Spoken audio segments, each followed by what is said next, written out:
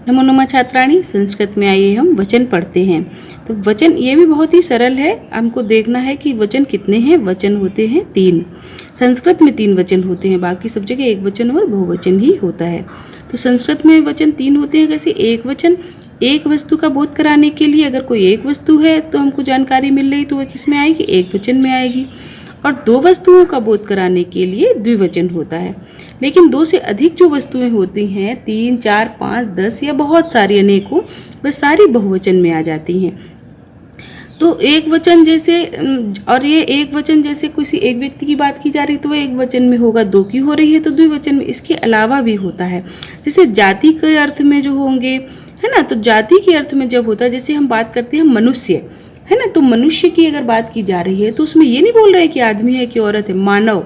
उसमें बच्चे भी हो गए, उनके मनुष्य भी हो गया, और उसकी पत्नी भी हो गई, और उसकी संतान, मतलब पूरी जो जनजाति है, मनुष्य की जाति है ना, वह सारी उसका बोध करा रही है मनुष्यत्व का। तो वह हो गई एक वचन में प्रयोग हो गई, क्योंकि वह संपूर्ण जाति का भी बोध करा रहे तो भी वह एक वचन में ही प्रयोग होगा, है ना।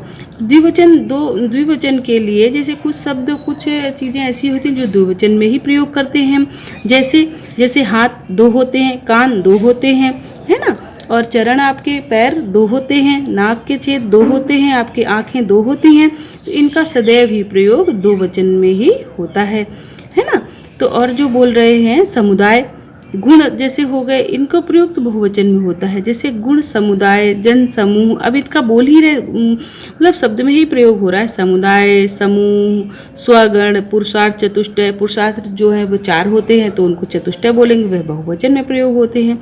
और इसके अलावा बहुवचन में क्या आता है आपके, कि जब हम जैसे चावल बोलेंगे, गेहूं बोलेंगे, या कोई भी ऐसी छोटी चीज़ जो बहुत सारी होती है, वन बोलेंगे, है ना, तो ये क्या है? समूह है, तो ये बहुवचन में प्रयोग होगा, है ना। तो अब आपको इसकी क्लियरिटी हो गई होगी। कुछ चीज़ें जैसे हाथ पैर आदि द्विवचन में होते हैं, और जाति में अगर बोलेंगे तो वह एक वचन में होगी। बाकी एक ही व्यक्ति की बात जब होगी, हमारी, तुम्हारी, किसकी, तभी वह एक वचन में होगा, है ना। बाकी सारी वस्तुएं बहुवचन में ही होंगी। जाति के अलावा बाकी बहुवचन की चीज़ एक वचन में नहीं आएगी।